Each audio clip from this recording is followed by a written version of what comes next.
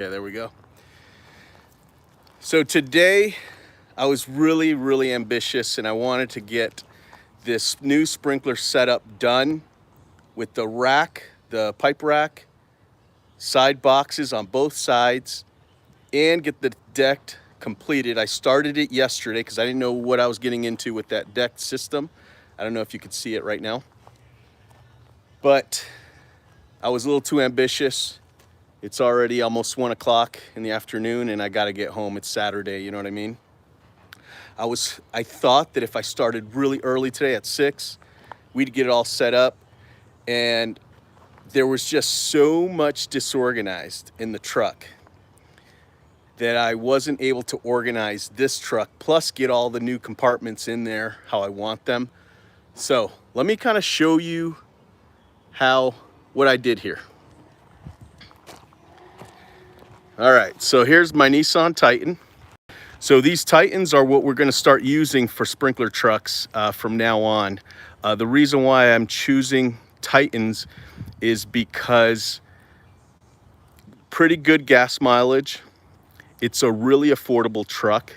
You know, you compare that to, Ford F, just, you can find them out in the street for $5,000 or under. I don't know why it's a hidden gem. They also have this unique look about them, that cab, the extended cab. It just has a different look, and I want all my sprinkler trucks to basically be uniform. And if you get Titans with four-wheel drive, we'll be able to use the same sprinkler guys, we'll be able to use them for snow removal. So that's another reason why I'm going with Titans. But it's a really affordable truck, easy to find at a good price. So I bought this pipe rack from Harbor Freight, of all places. I was looking online, seeing where I can get one made for me, and I saw Harbor Freight had them for $300. So I went today, picked one up, and it is gonna work. I just threw this box on here so you can see it. It's not bolted on, and it's actually a little wonky right now because it's not bolted. But I got one there, and I'm gonna put one on this other side. I have it over there. I don't know if you can see it right there in the middle of the screen. It's still boxed up. That's gonna be on both sides of the sprinkler truck, and then the decked drawer system. Check this out.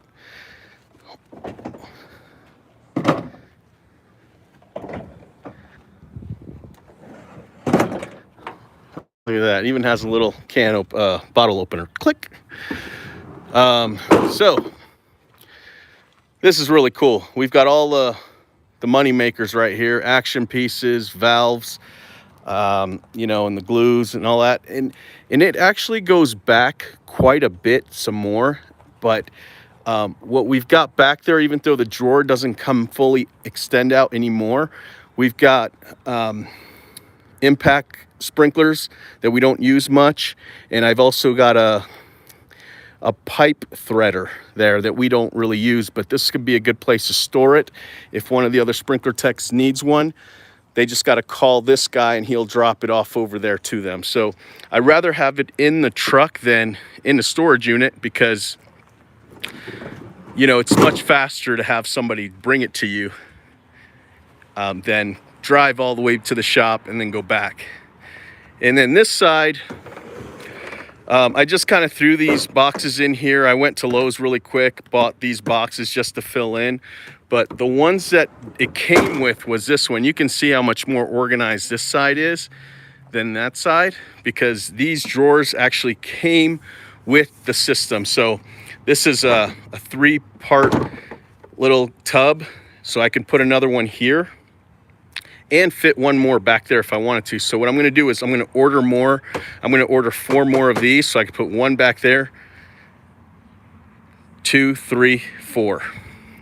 So I can have the other side nice and clean as well. So again, this is my sprinkler truck, and I don't really know how we're gonna set this up yet in there. But I also want to use the extended cabs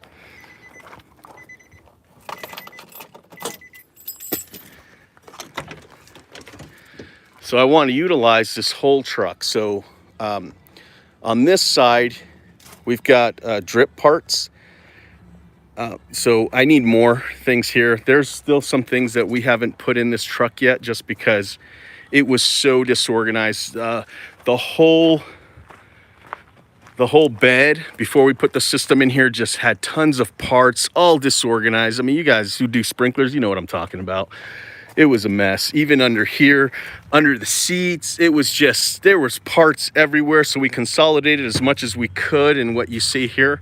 And I threw them in buckets so that when we do get this bolted, we'll be able to start organizing up here too. I don't really know how we're gonna do that, but most likely we're gonna put boxes in there. Thanks, Lawnscapes, appreciate that. So that's this side. So if we pull up to a house, I would like this whole side right here to be drip. All drip systems for this guy. And then let's go around.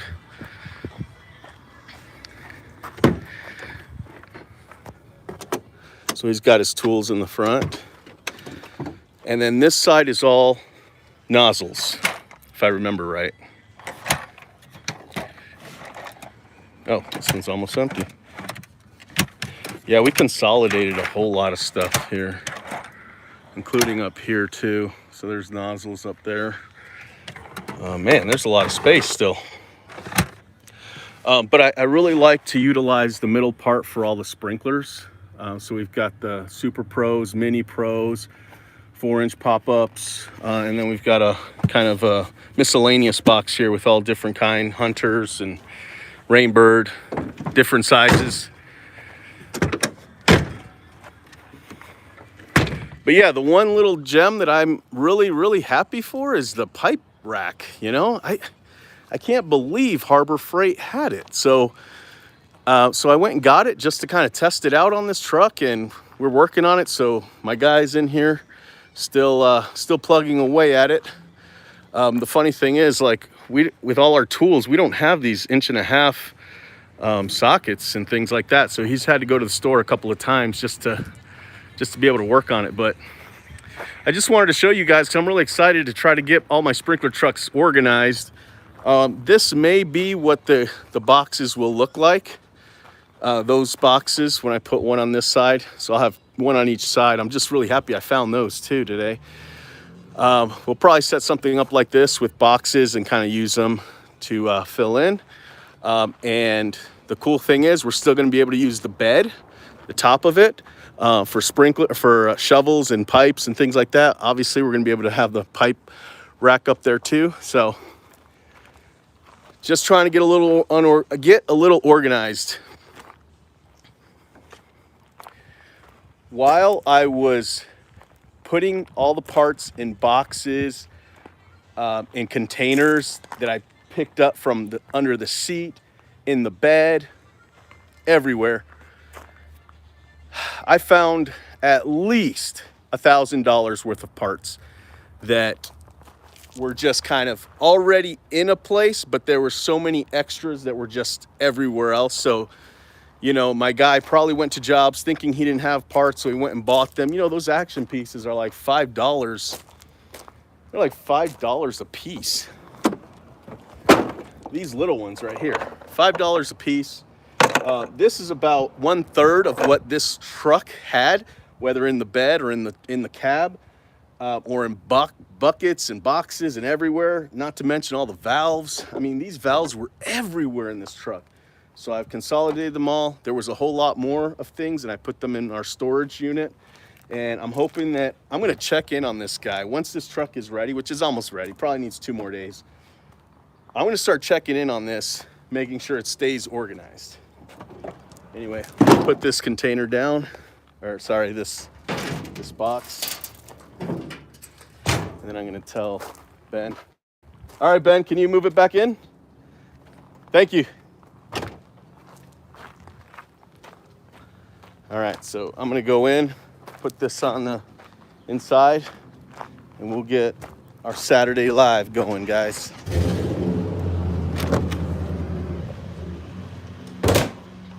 How is everybody?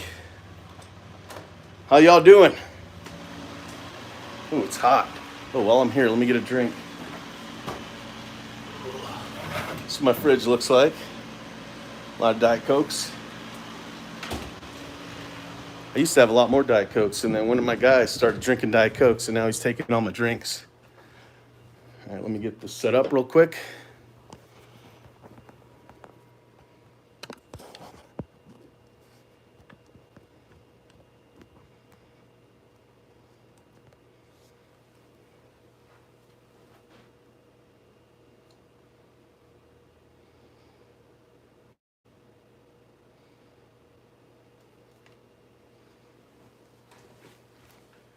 We'll try this out.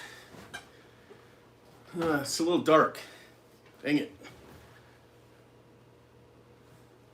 How's that? Oh, I do have a drink. All right. Now I've got 2 drinks.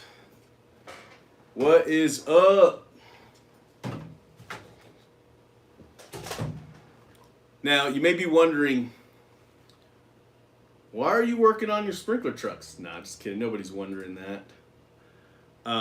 Let me close that door. It's a little loud with the air conditioning out there.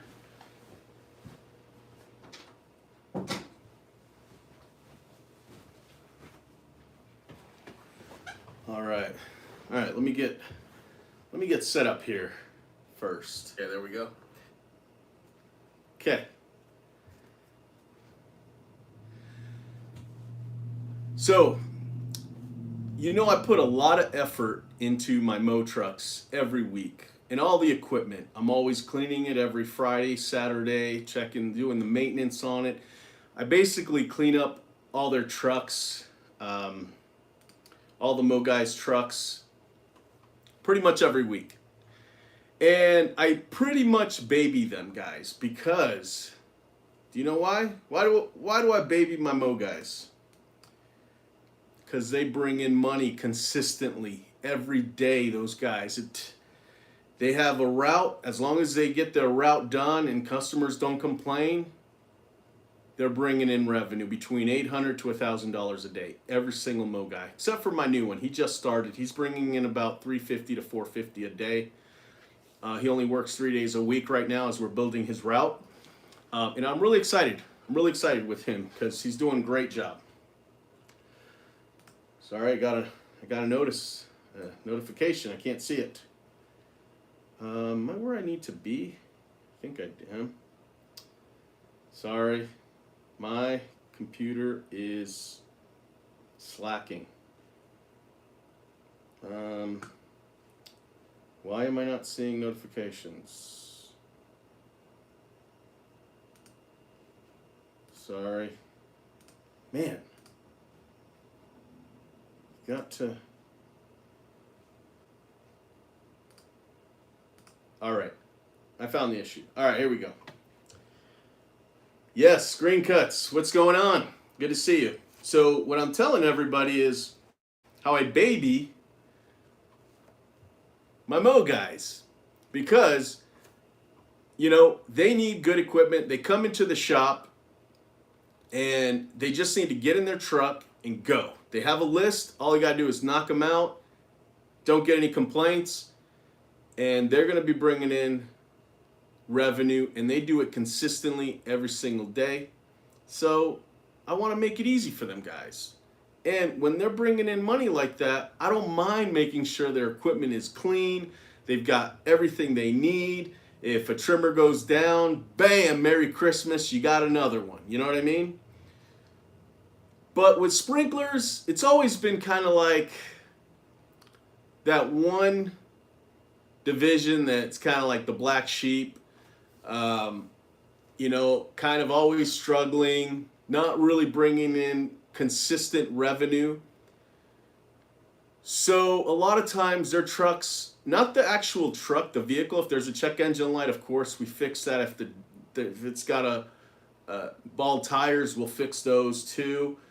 But what I mean is usually their operational supplies tend to be more like an as-needed type of material because it's not like we're like super proud of the sprinkler division. So it's not like I'm like trying my hardest. Well, I am this year, but in the past, it's kind of like, I don't know if I should keep doing it. I don't know if we want to pour money into it.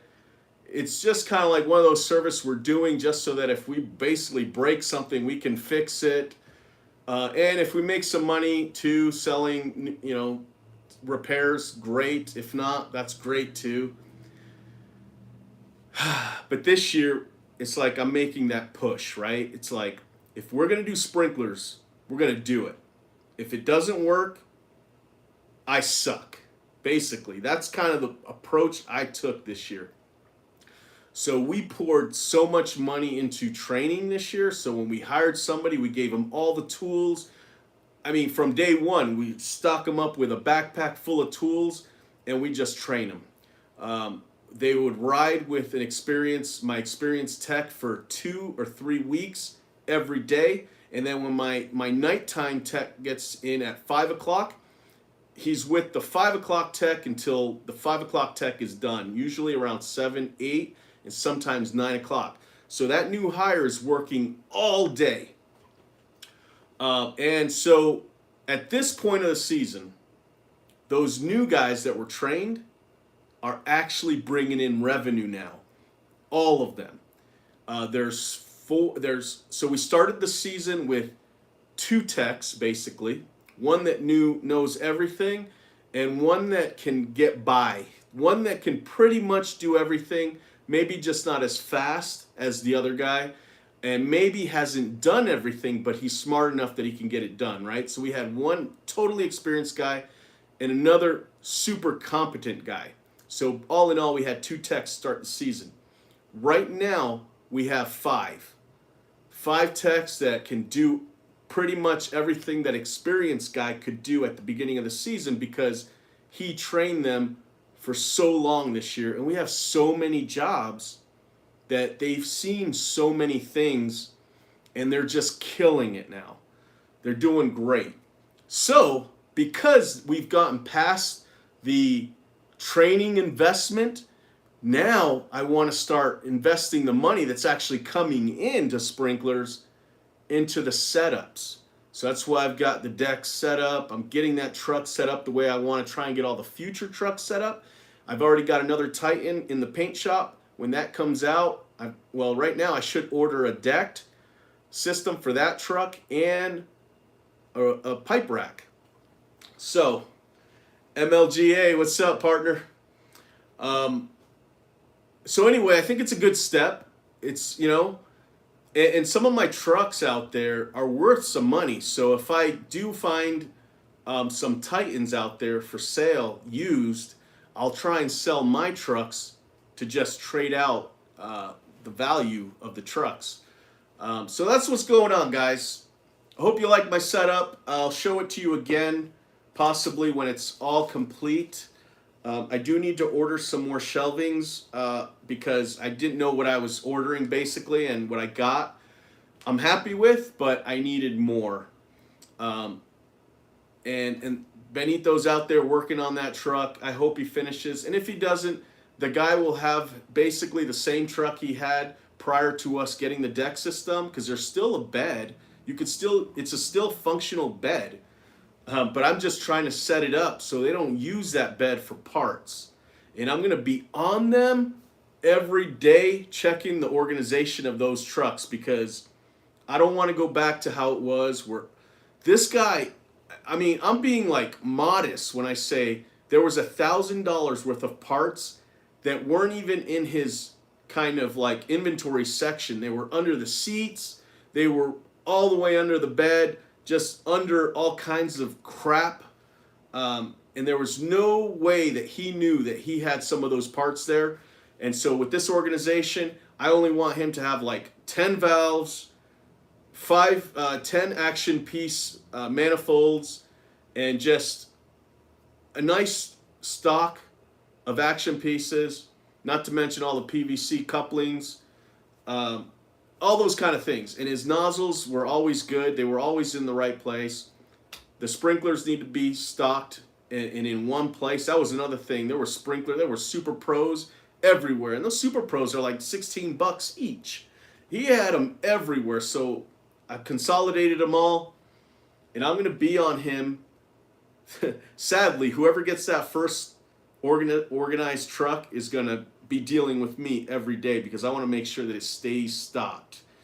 Because one thing that I've learned this year while I'm trying to build the sprinkler division, I've gotten so much um, advice and consultation from HVAC and plumbing companies and workers. And one of the biggest takeaways that I took from all those conversations with those guys is the trucks need to be stocked with everything the guys need, so they're not going to the parts store, because when they go to the parts store, you're losing money. You're losing money both by revenue, time, and parts, because you're actually having to buy parts instead of ordering them in bulk like I do and then getting them at a discount. When you buy one here or there at home, Lowe's or Home Depot or at Ace, you're definitely paying more than you need to. So the biggest takeaway I have learned was make sure your trucks are stocked with all the parts they need. And there's a lot more to it than that. But the revenue on the sprinklers for the last 3 weeks has been insane. Not like, whoa, like not mind-blowing insane, but compared to how it was at the beginning of the season to how it is now, it's a whole different company. 2 weeks ago we did 16K. This week we did 13. And the week before, when we starting to ramp up the sprinklers finally, we did 8. So in the last 3 weeks we did almost 40K in just sprinklers. Which, when you think about it and you say that out loud, you really shouldn't be that surprised that sprinklers can make money. It's just that we didn't have systems and the technical support, the employees, to really have those numbers, and we do now, and we're just killing it. Calls keep coming in. We're doing diagnostics. We're charging for the diagnostic fees, and because we're doing the diagnostics first with a certified estimator basically, and when those jobs get accepted, our techs just go and do the job. They don't have to do any diagnosing, trying to figure things out. They just do what the ticket says, and they're done. And basically 95% of the time, once they do that job, customer's happy and there's no more problems.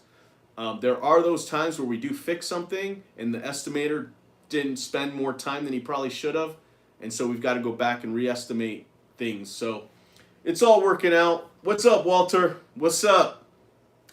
How'd you get started offering it, or your website or email marketing? Well, first you got to know how to do sprinklers. That's something that you shouldn't really mass market, because the demand for sprinklers is so high that you're going to get people that you've never dealt with before that have big problems. And if you go there, not really prepared, knowing how to fix most things, but you've blasted it out to everybody, that could kind of get bad for you on reviews, and just your reputation start getting beat up a little bit. But what you can do is just market it to your own customers and let them know in an email that you're just getting started with sprinklers. You don't know how to do everything, but I'm willing to start this division because there's a demand for it from your own customers. And you're going to see your customers really appreciate it. I did that for a few years myself, where I'd say, hey, customer would call for a sprinkler repair, and I'd say, we don't do sprinkler repairs, but for you, if you don't get mad at me for trying, I'll do it.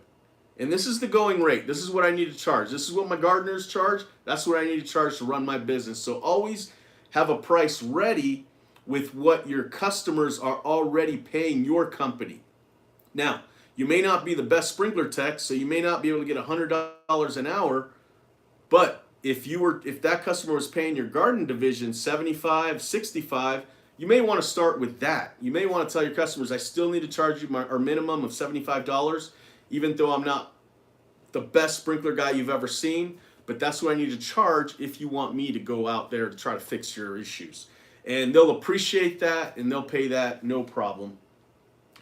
You have customers that want sprinklers and repairs, so I just send it to a friend, but he isn't very reliable. That's how it always is, man. I can't refer work to anybody, man. I don't trust anybody. I want to. I would love to refer work to people, but and I even try to make it so that the person I'm referring the work to treats me like a customer. Like once you finish the job, I will pay you immediately. And they still choose their calls over me, even though I'm paying just as much as that call, and my payment is more reliable than theirs. So I can't, I mean, it just blows my mind. You can't rely on anybody anymore out there. But you know how it is. You're trying to start your own business. You're not trying to help another company do their thing. But I just figure it's all about, whatever makes the most money. If that means doing contracting work for another company, but they're paying you more than you would if you were going out there getting your own customers, why wouldn't you do that? I don't get that. I'm all about, hey, what pays, I don't think I have a contractor that pays us. Not that I could think of anyway. But if I did, like, if all we did was sprinkler work for giant company out here, but it was reliable, that's all we would do. You know what I mean? Like, we would tell customers, hey, sorry, we don't do sprinkler work, because we're exclusive contractor only for big giant company that pays us. So I don't understand some people, but whatever. Joseph, heading out to Mount Zion Friday. Have you ever been there? Coming from Cleveland. Yeah, I've been there once. It was a long time ago. It was beautiful, man. If you've never seen those red rock mountains like that, you're in for a treat, man. It's just like, bam. It's almost like your body can't take the view. It's so grand. It's so massive and beautiful that it's almost like your whole body just can't believe what you're seeing. So yeah, you'll have a good time. Walter, that's exactly the problem. I'm having them choose their stuff over mine, even if I pay them already. It's how it is, dude. That happens with tree work a lot, man. We get a lot of requests for tree work. I get tree companies. It hasn't been. I've basically gone through so many that they stopped asking me. But they used to basically beg me to refer work to them, and I did, but then they wouldn't do anything. I don't get it, but we've got one certified arborist at Lawn Thumbs. She just passed her arborist ISA exam 2 weeks ago, and so we have an ISA certified arborist on our staff, and that is Rachel. We have another one that's going through the apprentice program. I went through the apprentice program with Rachel, but I just haven't taken the test. I don't think I ever will. I barely passed the apprentice program. That test was so hard, but I passed it. I passed it the same time Rachel did. I only took it one time. And I passed it, but I don't feel confident that I'll pass the arborist exam. And to be honest with you, I have no desire to work on trees, man. I just wanted to do it just because Rachel was doing it. And it's a 2-year program, So I thought, and this was 2 years before COVID. So this was in 2018 when we both went into the program. And then it was 2020 when it was time to take the exam. But because of COVID, the exams were halted. Like they didn't do the exams for like till this year. So it's been 4 years process to get this arborist certification. And at this point, I forgot everything I learned at the arborist program. Rachel, she just knows this stuff. She just basically studies it for fun, you know what I mean? So she took the test, passed it. I just don't feel confident. It's a big, long test. I don't think I'm going to take it. And I honestly have no desire to work on trees, and I have no desire to have a ISA certified arborist certification under my belt. Just to know, um, I don't want to have to act like I know trees and I don't know trees to customers. So I'd rather just say, you know what, I'm not certified. Um, what's your process? Oh, Joseph says, what's your process for pulling out big old shrubs close to a house? Dig by hand or use machine? Um, so first of all, we tell the customer that we are not liable for any pipes that break. And it kind of depends on the shrub. Most shrubs, boxwoods, even even evergreen trees, all have shallow roots. So a lot of times we'll put chains and pull them with trucks. That's the fastest way for us to do that. Um, you know, at this point, we've been pulling out shrubs for years and years. I don't know exactly how my guys are doing it nowadays, just because I haven't actually pulled out a shrub in like 3 years myself, like with them. But when I did it, we would dig a little bit, put the chains how we could, so we can pull it, and it comes out so easy with a truck. Usually, you can only buy 10 to 15 foot chains, and you link them up. You buy a bunch so that if you had to have 50 feet to the sidewalk without getting on the grass, that's what we do, and it works great. We'll even pull out evergreen trees like pines, cedars, European privets. We just 4-wheel drive and go, bro. You don't like yank it, but just go until the wheels get tight, and then press on it a little bit, and it just pops them right out. That's what we do. Yeah, that would probably be a truck pull for us for sure. But again, you have to be really sure that you tell the customers that you are not liable for any pipes that might get broken. Because sometimes you'll dig around it and you won't see a pipe, but one will be there, you just missed it. Or the root, sometimes the root is pretty long, so when you pull it, the root starts coming up, and it can break pipes too. And when I mean pipes, I mean sprinkler pipes. I don't think I've ever had any issues with gas lines or anything like that. And what you may want to do is call blue stakes, or I don't know what it's called over there, so they can mark for gas lines before you pull. But I think our guys are pretty confident at this point. Just using a chain works great. Yeah, man, Walter, that was a long time. COVID just froze everything for a little while. The cool thing is, so with the apprentice program, I had Rachel locked into a contract here, so if she were to ever leave or quit, she was going to have to pay me back until 2 years after she got her certification, and I have that in writing. So technically, if she were to quit or leave for the next before 2 years are up from now, because she just got her certification, this agreement was 2 years while you're going through the program. Sorry, the agreement was while you're going through the program and 2 years after you get your certification. You are in a contract to work here, or you have to pay back all of that, all of the classes and courses and everything tied with the apprentice program, which probably comes out to like $3,500, maybe $4,000. So I haven't thought about that in a while, but hopefully we have Rachel for 2 more years.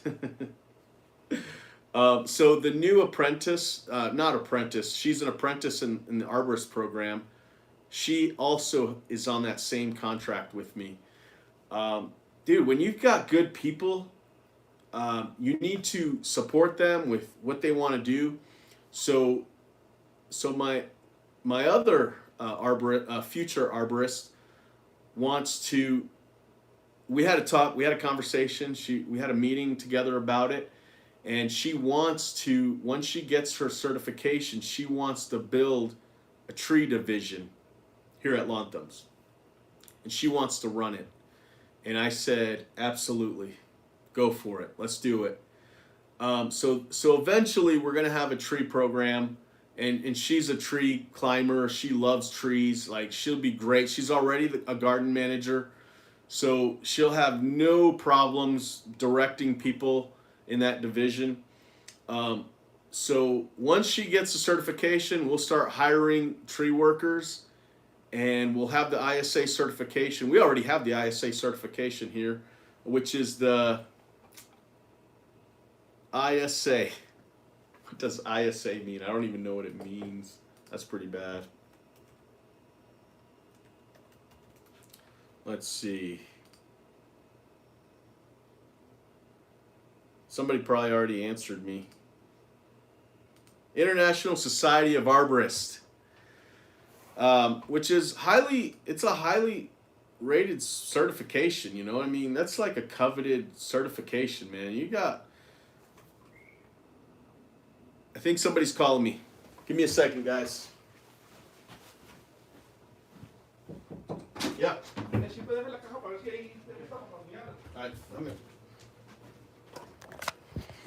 All right, hold on, guys.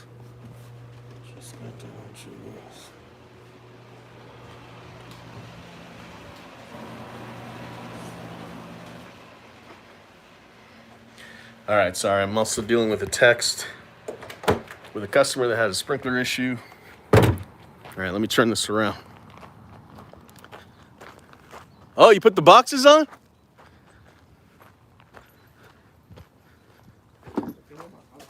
Oh. Yeah, no. Looks good. Let me see. Oh, yeah. So, para poder agarrar ahí dentro todavía, ¿no? Yeah, está perfecto. Gracias. Let me just check the back here. Yeah, that looks good. So the reason why we're not putting this box all the way up against the cab is because there's what they call, let me see here if I can grab here. They call this an ammo pack. So it's kind of like a little cubby here. And we want to still be able to get to it. Just in case, the driver wants to use it for whatever reason. So, all right, that's perfect. Thank you. Oh, that looks so good. You got one on this side and one on that side. It's gonna look amazing. So, sorry guys, I kind of forgot where I was at. I think we had a great week. How about you guys? Any wins? Big wins you guys wanna let me know about? I don't know what wins I got other than, that container. Oh, wait, hold on. That storage.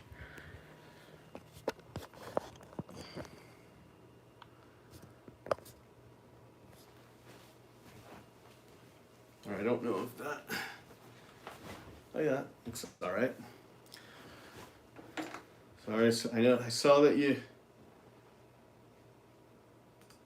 somebody put a comment, and I got out of it when I was looking for the ISA certification.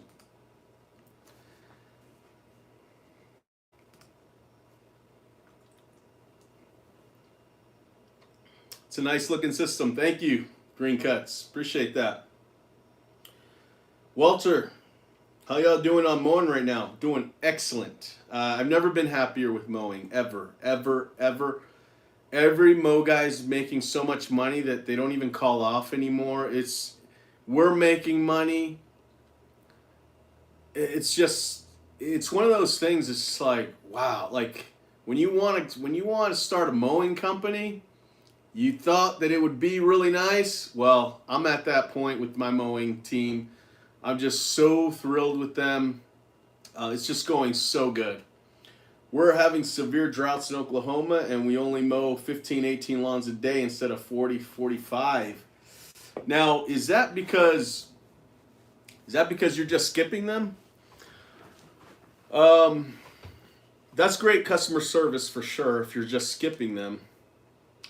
We actually, I tell my mow guys, hey, look, if it's really dead, dry, let the office know and skip it. But if there are areas that need to be mowed, even though the front may be dry, maybe the back looks good, not good, but you know how sometimes there's grass that's tall, even though there are a lot of dry spots, but there's still some green areas and it's tall, and it just doesn't look clean. If we've got to mow it, if we put a mower on a property, we're charging it, the whole thing. It's not our responsibility to skip services. If we got paid to mow lawns and nobody told us to skip, for the most part, we mow it, man. We can't expect our guys to do an inspection on every property. It's like, dude, we get off the truck and we mow. You know, if you don't want us to mow it, you need to cancel. That's kind of the way it needs to be. I mean, can you imagine if we went to every property and then just decided to skip half of them? Like, my guys wouldn't be making any money. At that point, it's kind of like I would just tell people, unfortunately, if you want to stay on our schedule, you need to let us. It's going to be this much a week, whether we mow or not. I mean, because we're at a point where we're so busy that we're not taking on new customers. That's what I would tell them. Walter, yes, they are all weekly. We are skipping them because they're almost dead. The guys are doing exactly what you said. Keep it tidy, but if you didn't grow, we will skip it, and they send us a message. Yeah. See, the thing is, we pay budget hours, so if they skip it, they don't get paid for that drive time, and they don't get paid for being on the property. So if it's dry like 2 weeks in a row, we just tell the customer that, unless you keep paying the weekly or every 2 week price, we would suggest you go every 2 weeks. So the cost is a little bit higher per cut, but overall in the month it's cheaper. You may want to do that, or we've got to drop you because we need to make room for houses that are actually watering their lawn. You know what I mean? So we sent the message out to water multiple times. Yeah, that's tough, man. Let me tell you something, Walter. Listen here, buddy. People that don't water their lawn are cheap, bro. You must have. You need to raise your prices so that people that want their lawns to be really nice, willing to pay. You know what I mean? I have customers that if they got a little dry spot, man, they blame me for everything. Like, they don't want no dry spots. So obviously we get new customers and there's some dry lawns, or that's always going to happen, but not half my customers, man. That's a lot.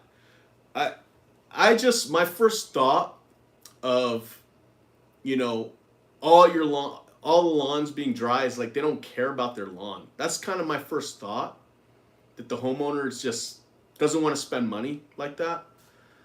And now there might be another issue that maybe there's no irrigation in your area. I know that in Florida there's a lot of houses that don't have irrigation systems, but it's always raining, you know what I mean?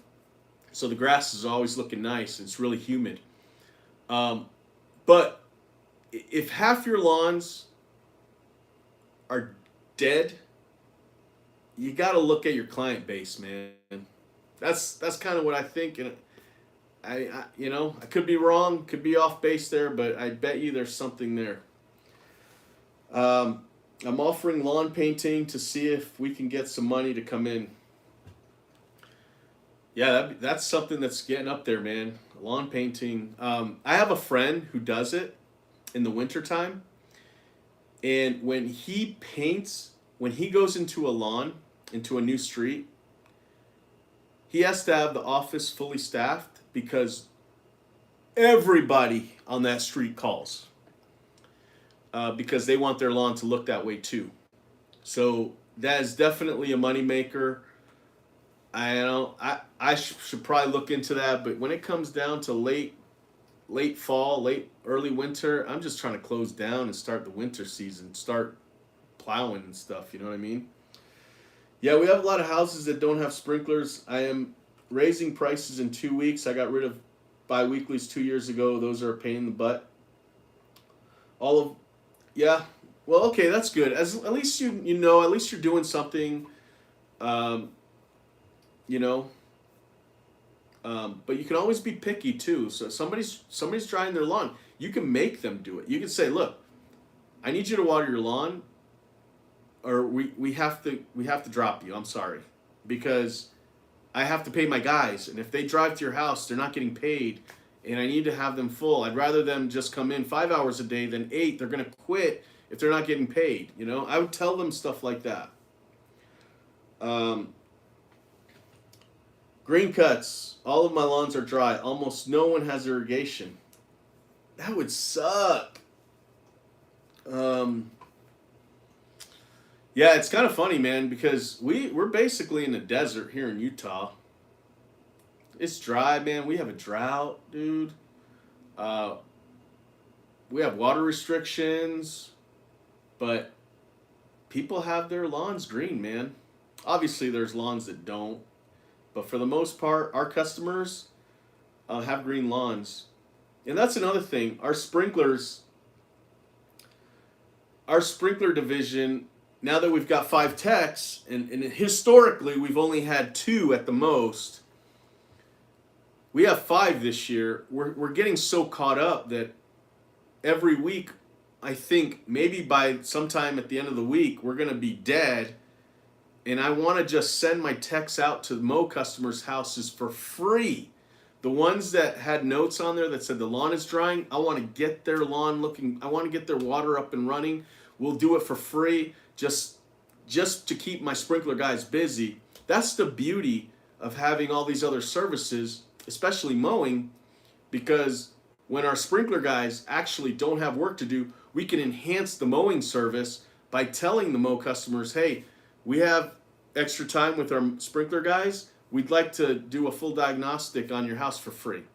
And if there are major problems, we'll give you a quote. But if there are no major problems, we'll just change the times and make sure everything's up and running good and get your lawn back to green.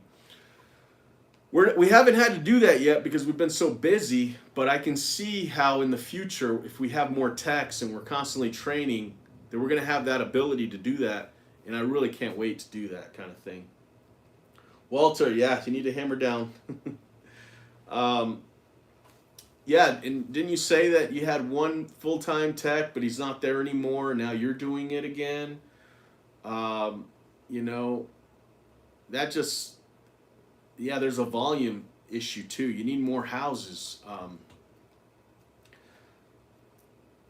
Sometimes we run the water after mowing while we're seeding and edging, while weed eating and edging. Um, yeah, I know that you got really great customer service, and I'm sure you're doing everything you can to make their properties look great. I have no question there. Um, I've always been a firm like, sorry, we don't do that to customers, or yes, we do that, but this is how we do it. I know you want us to do it this way. We don't do it that way. You're gonna need to call somebody else. That's just how I am. So, because we're like that here, um, our company is pretty strong. We do what we're good at. We get paid. If a customer calls in and they don't have a card on file, we just don't go to their property. We just won't do it. So once we finish the job, we charge their card. That's our billing policy. That's how we do it. And that's where it starts. You get customers that are okay with that. You're going to start getting customers that are okay with watering their lawns. You're going to get customers that, they're going to want you to do other services and pay. So that's one of the things, biggest takeaways. If I were to look back at everything, one of the things that I'm most happiest that we did early on wasn't necessarily card on file. That wasn't the first thing I did. The first thing I did was make sure I got paid. I went to somebody's business and waited in the lobby for them to pay me. I've always been like, I did the work, I need to get paid. Now, I have had times where I was owed like a lot of money because nobody was paying me. But I figured out what to do right away. So yeah, there was a time where I was starting to like, it was just eating at my soul that I was owed like $20,000. You know what I mean? It was the end of the month. People were like, it was now the middle of the month, and people didn't pay me from last month, kind of thing, you know? Because when you're in this business, for some reason, everybody starts off and we ask for payment at the end of the month because that's how it used to be in the olden days. And so that's kind of how that's how I started too, because I didn't know any better. And it was just eating at me and eating at me that people owe me $20,000. And I was like, why am I struggling? I worked so damn hard all month. I'm struggling to pay my bills, and people owe me $20,000. If I had that money right now, I'd be on top of the world, right? That's what you tell yourself, because we've all been there, man. And I was in a really dark, bad place, man, because I'm somebody that when I work, I want to get rewarded, okay? Because I work hard. And so it was just eating at me. So my wife was like, "What's going on?" And I'm like, "Dude, so many people owe me money. It's not even funny. I'm hating life right now." She's like, "Tell me what's going on." And I was like, "Dude, people owe me $20,000. So every day I walk to the mailbox, I open it up, and a little bit of money trickles in every day, but there's always a little bit more that's still owed to me. So I'm always in this bubble of $20,000 to $25,000 that's owed to me, all every day, every day." And she was like, "Well, maybe they need a reminder." And I'm like, "You know how hard it is to go in there and remind everybody every freaking day how much they owe me?"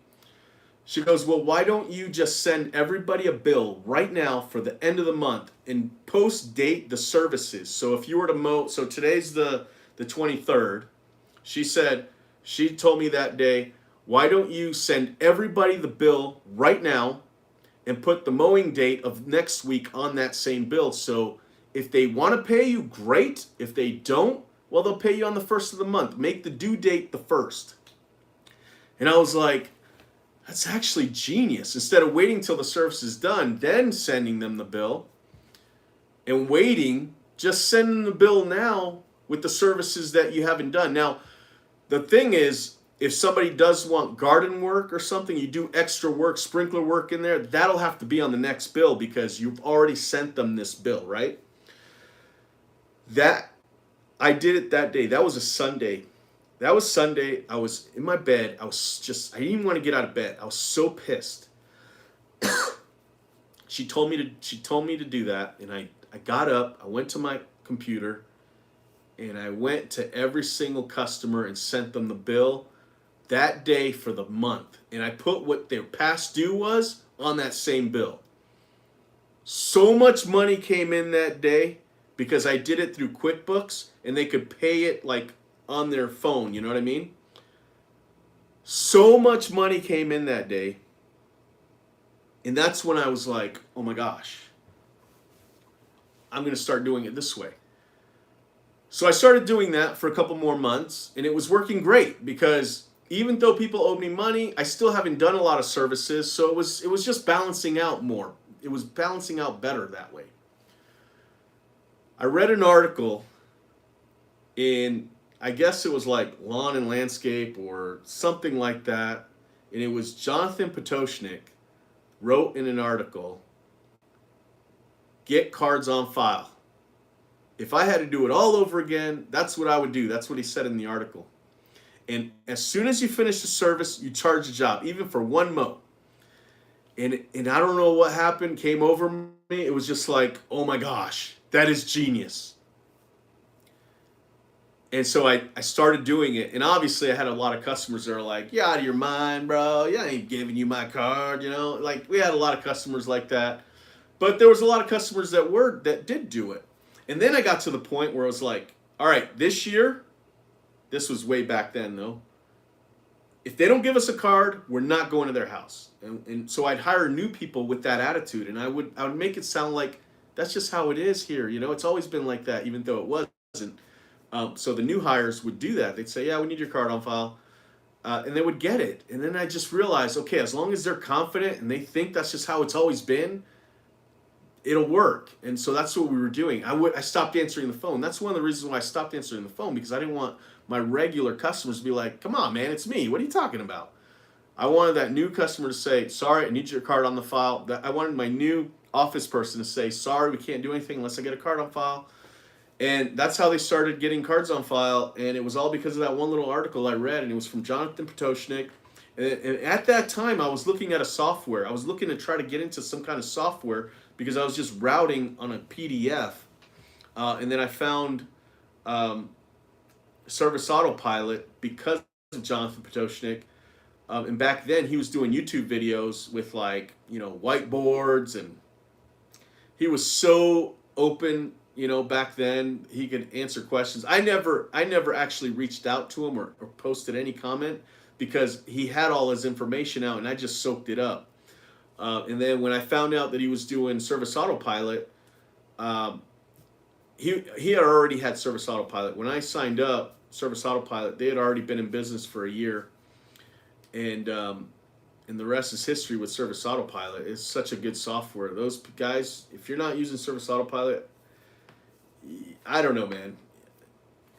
I don't see how you're routing efficiently without it. There's no way. It's got a powerful marketing thing with it.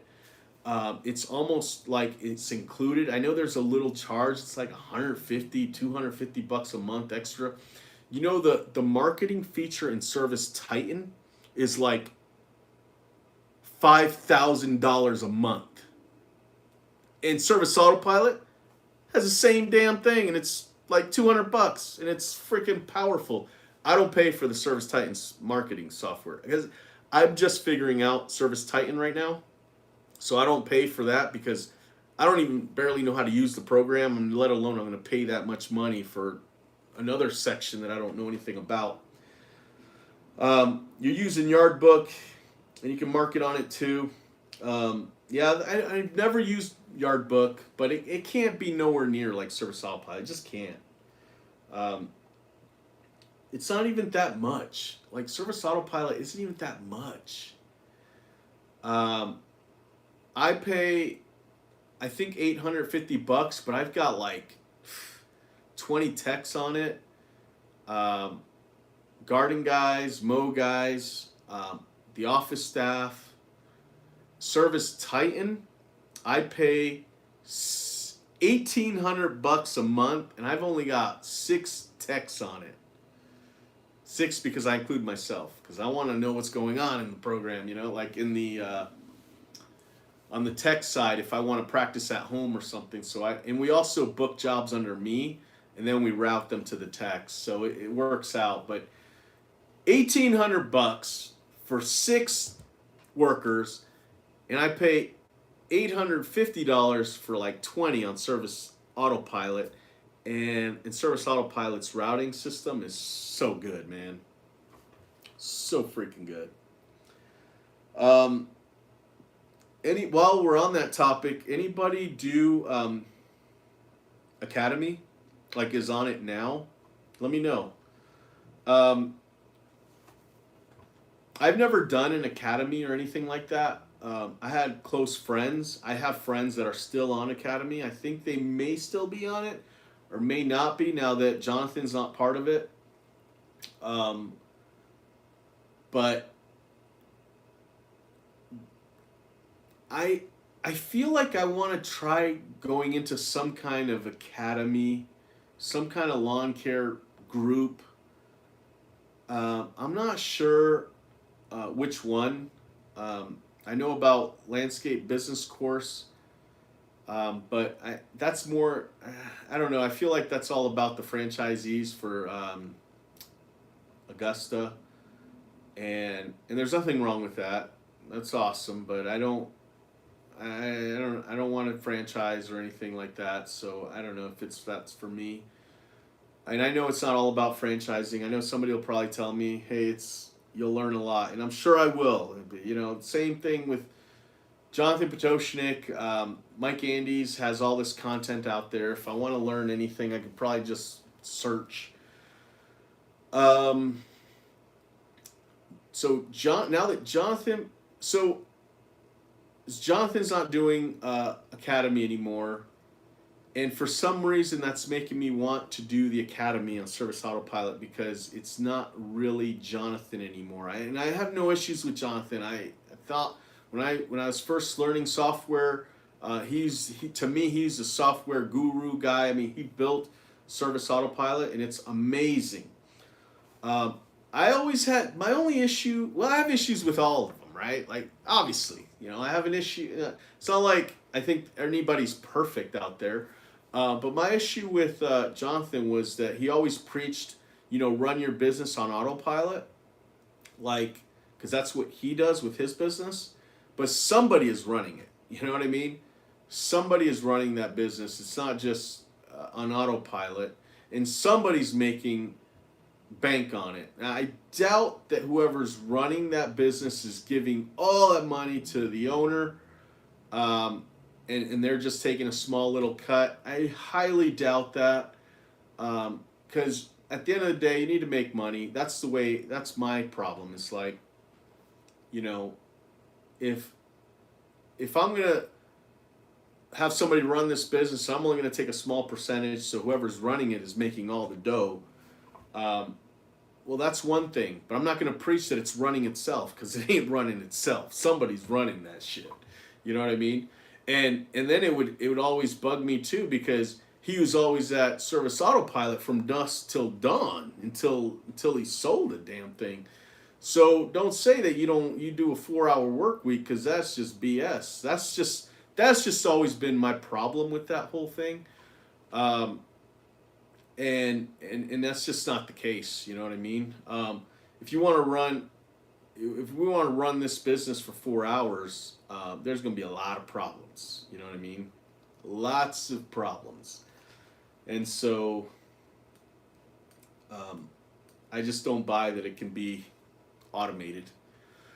And that was always been my issue with that. But with that being said, I know a lot of guys that were in Academy and they've learned a ton and they've grown probably past me faster because, you know, they had the knowledge that would help them and they just followed it, right? It's like I tell people what to do, but they don't do it. So I see that. Like, I have close friends I meet with regularly and they're in the lawn care landscape industry, and I tell them, dude, do this.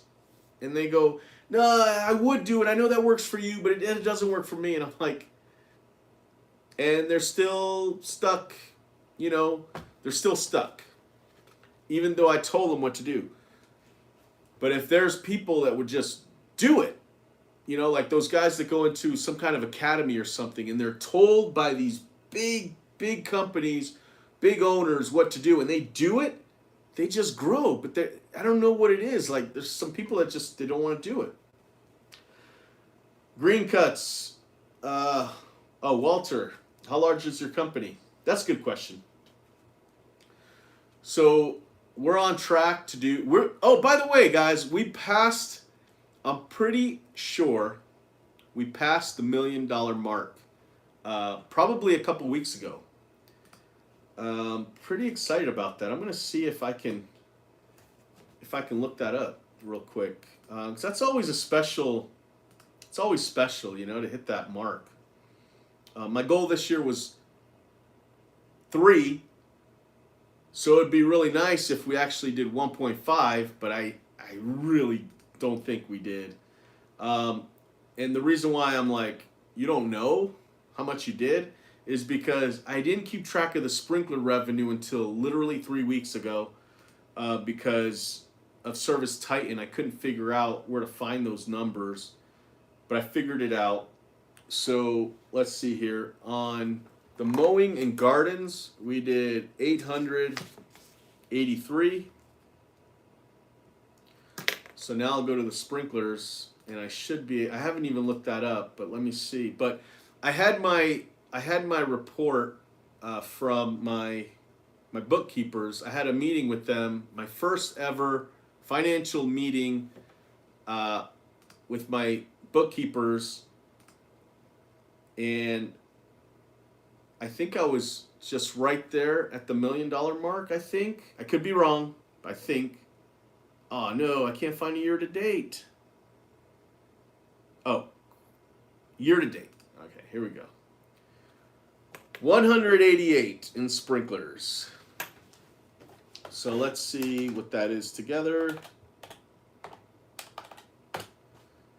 $1,007,000. That's a good feeling, you know. And we're halfway through the season. It would be really nice to be at 1.5 right now, but we're not even close to that. So I don't think I'm going to hit my 3 million this year. If we hit 2, I'll be really happy. So I got a text and I'm just trying to, I mean an email. Man, the sprinkler stuff just doesn't end. We got 2 more requests since I started this live for sprinkler work. What's up, Harry? Thanks, Walter. Appreciate that. Freddie, it's crazy your friends aren't taking your advice. You're killing it. Yeah. You know, that's the thing about having your own business. You just run it the way you want.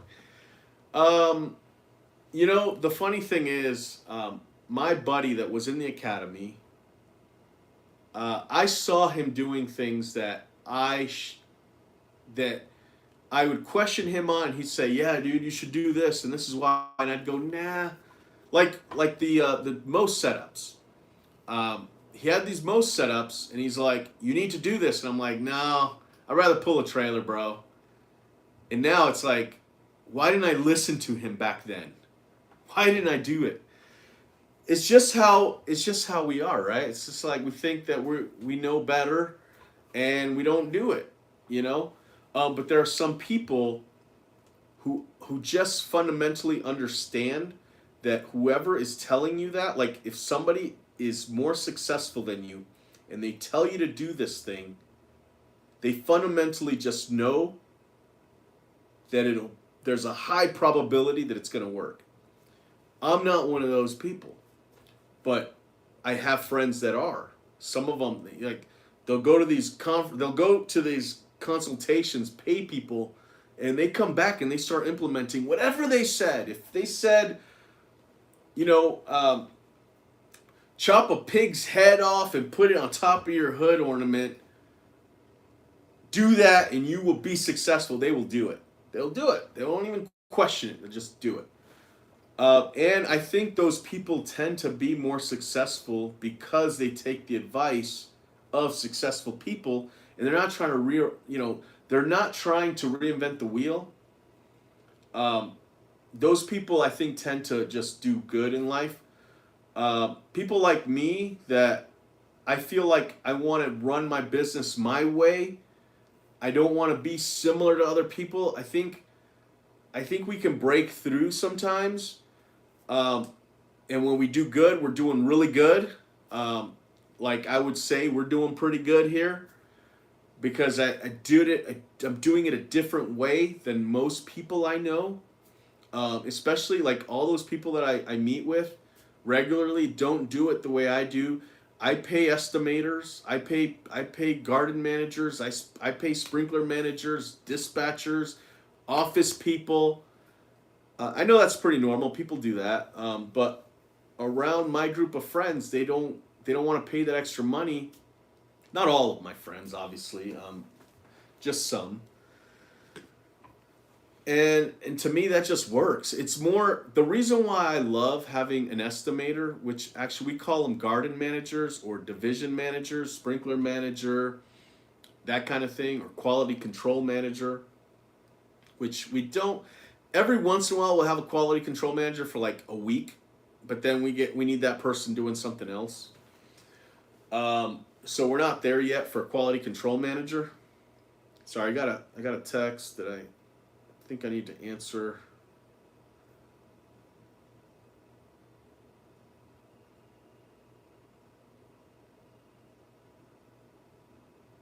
Okay.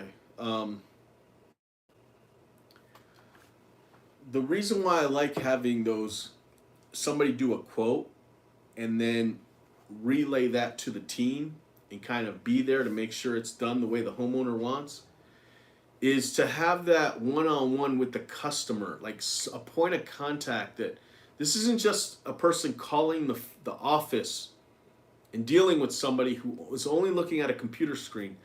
They can actually call the person that was on their property and showed them what they wanted done. I like that. I feel like that's the lawn care landscape industry. That's giving the highest customer service you can give, in my opinion. And that's why I do that. And it pays off. It pays off because that, my garden manager, if we need to drum up work, we can talk to that homeowner, send him a text and be like, hey, remember when I was on your property, I noticed this. Did you want us to ever go back and, do that additional work? It's just so easy to talk to the customers, and it's easier for those garden customers to not be so angry when things don't go perfectly, right? A lot of mow customers, sometimes will miss a section and they're like, I'm paying so much money, you guys do this. It's because they don't know us, so that it's easy for them to just get mad and try and get something, But the garden customers, they know the person, they met them, they were there at their house. It's not that easy to just get so mad at them. Think about it. Think about a place you go to quite often and you pay them. In my case, it's the sprinkler supply store. I go there once a week and I drop a lot of money. A lot of times I get material, I get it delivered, and they don't give me everything, right? They're missing things. That's like me calling them going, I paid so much money, you guys didn't freaking give me my packet or my case of couplers, and what the hell are you guys gonna do for me now? No, you go, hey dude, I didn't get my bag, like what's up? I can't get mad at those guys. They're really helping me when I see them. So that's kind of how it is. That's kind of how I want my customers to react when they're not extremely happy about something. They can always think about, well, you know what? This company, the workers come to the property and they actually try hard, even the managers and stuff. So I can't get mad at them. Anyway, that's what I do. Harry, are you going to Landscape Summit this year? I don't know. If I go, it's because there's some cool speakers. I know one speaker who's speaking, and that would be cool to support that. But the whole venue is just, if I'm gonna leave the state, because when I go to these conferences, I go to like 3 to 4 events a year, and sometimes my wife gets a little upset that I keep leaving. And if I'm gonna leave, because I also have to visit family too, in Florida. So I leave. If you think about that, I'll leave like 8 times a year, and I don't. And my wife, she gets kind of upset that I leave so much. So if I'm gonna go somewhere and risk that argument that I'm gonna, the thing is, we don't argue, but do you know what I'm saying? Like, there's just that thing, you keep leaving, and if I leave, if I'm going to risk my wife being kind of sad about it, I want it to be a good event, and I wasn't that impressed with Summit. You know what I mean? You disagree. Yeah. So anyway, I may go. I may not. I may go. I may not. I don't know. I just, and it's not all about the event either. I actually had a great time with the, like the people that I went with. I went with, I didn't actually, did I fly up there with anybody? But Brent the Great, we knew we were going, so we booked an Airbnb. Me, Brent, Jose, and and those guys each brought an employee, and that was awesome. And the people there at the event was just amazing, in the audience, but just the speakers, which was basically two speakers for 2 or 3 days. It was a little too much for the same speakers. And you know, this is I don't know why it bugged me, but the food was just so bad. I couldn't. I just keep thinking about that too, you know. But I understand it was made for, you know, the 0 to, you know, $150,000 crowd. They don't usually go to conferences. They don't usually spend money like that. So they had to make it all affordable, and for that I respect the hell out of that event. But I just, if I'm going to go somewhere, I want it to be a little higher quality is all. But but the people there were amazing. So I had a great time. So let's see. I've been on for quite a while. Guys, I just want to say, those that are still watching, please go to my Instagram, Freddy's Lawn Thumbs, and go to the Freddy Lights. It's my new. I don't know if you noticed the neon sign back there. Freddy Lights is my Christmas light brand. I'm the product specialist now for lights at wholesale, and so I'm going to do all my light stuff with a different YouTube, Instagram. I even did a TikTok, guys. I'm doing TikTok now for lights. But if you go to my Instagram, I've got one of those links that'll show you all my other links, and they're all tied to the Christmas light stuff, because you know, I'm more involved with a company now, to do lights and talk about lights, sell lights. I'm actually going to sell lights. You can also get a discount from my Freddy 5 discount if you go to Lights at Wholesale. So click my link. If you click my link, you might actually get the discount automatically, but I'm not sure. So go to my Instagram page, Freddy's Lawn Thumbs, and click that link and subscribe to all those things. That'll really help me out, guys. I appreciate that. I know I'm never gonna make mounds and mounds of money on this YouTube channel, but I love it. I love doing this because I need the lawn care release.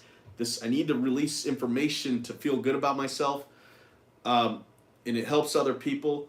But the Christmas light stuff, I may actually make some money, so I need you guys to help me out with that. That would really be appreciative. I make money off the referrals, and the content is a little more of a money kind of play for me. So if you guys do that for my lights, that would really be supporting me, and I really appreciate it. Carlos has been following me for a bit now, enjoying all your advice. CNC Green Grounds here from Utah. Oh, nice. Awesome. Good to meet you. I'm sure we'll see each other sometime. Yeah, that'll be great. Yeah, I run into a lot of people at Cutler's too there. Follow them right now. Thanks, Walter. Yeah, we have some content. I actually, with my Christmas light stuff, I have an assistant. Her name's Darby. You might see her. You'll see her on the YouTube channel. So we've got a Freddy Lights Christmas channel. It used to be Holiday Lights, but we changed the name to Freddy Lights. And the latest YouTube video on Freddy Lights has Darby on there. I bought her some cougar paws so that when she's up on a roof with me, she can feel safe. And she did an unboxing. I kind of surprised her with it. And so that's Darby. She's my assistant. She helps me with the media content with the Christmas light stuff. Nobody helps me with this. That's why it is what it is. I do the lives. But the Christmas lights, she helps me with the TikToks, Instagram, for Freddy Lights. Anything Freddy Lights, she's involved with. And she's my assistant to help me with being a product specialist at Lights at Wholesale. So it all ties together. But guys, if you have any Christmas light questions or holiday light questions, both on how to make money or the products or supplies or anything related with lights, ask me on one of those platforms. I'm not going to answer them on this because, again, I'm trying to help Lights at Wholesale grow, and I'm trying to grow the Christmas light brand. So I need it all to be under that kind of thing. But I will keep reminding you on this YouTube channel and all these platforms because I appreciate all your help. I get a lot of people telling me that they appreciate me, my advice and things like that. So what I would ask from you is to go to my light content and click those, share those, like that. Appreciate it, guys. But I think I'm done for today. I'm going to go tell Ben I appreciate all his hard work out there. And I'll catch you on the next one. Although I did get a last message here.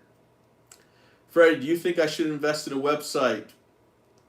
I currently have just under 30, mostly weekly. So you deleted it before I finished reading it. Yes, invest in a freaking website, man. Do it for free if you have to. My website was free. You know, it's from Squarespace. I did it on Squarespace. It actually took me a while to build it all up, but my Long Thumbs website, we didn't pay to get it done, and it's amazing. Like, here's the deal, man. If you call a website company, all they're going to want to do is build it the way they build it because they are going to give you traffic. That's what their pitch is going to always be, right? Yeah, our designs aren't necessarily aesthetically pleasing to the, it's not going to be awesome website, but it's going to perform. That's what they're going to want to do. But no matter how good your website is, if you're doing work out there, your phone is going to ring nonstop, man. As long as you have a website. As long as you got your phone number on your trucks and that kind of stuff. As long as you do some advertising on Facebook. And you got to do work. You got to do work. But if your phone's the way that I used to have all these people make my website. And it was like, dude, why do I have the ugliest freaking website? They're like, well, because it's for performance. It's not really to make it look cool. I'm like, well, I want it to look cool. I want my website to look cool. Is that a crime? I want it to look awesome. I want somebody to go to my website and go, damn, that's a nice website. It's easy to use. That's what I want. So I finally fired all the people anybody that made my website. Well, I do have somebody that helps me with my Christmas light, which that website hasn't launched yet. It's about to, I was told, in 2 weeks. And so I'm really excited for that. I haven't seen it yet, but I believe that one's called, I think that one's FreddyLights.com, I think, but I don't know yet. But anyway, I fired all the people that made my website, and I made my own. And I was for the first time proud of my website. It looks good. I love it. It's easy to use. I can change it easily myself, and it all works out great. So I would look into getting Squarespace. I think you get your first 3 months free, and during that time, just build it. And then when it goes live, you got a nice website, man. I don't see any need to pay somebody to do it. If you've got 30 lawns, you've got time, okay? Work on it in the evening, get after your last house, work on it for two hours a day until it's done. That's what I did, and I'm still happy with my website. All I do is edit it every once in a while. I have my computer on my lap while I'm watching a TV show at home, and I'll read each page, try and scan it, fix some edits here, go, oh, you know what? I don't do that anymore. I'm going to change that wording on that. Anyway, guys, I appreciate you guys with me again this week. I will catch you on the next one. I better catch Benito before he leaves. I want to thank him for his hard work today on that sprinkler truck. Peace.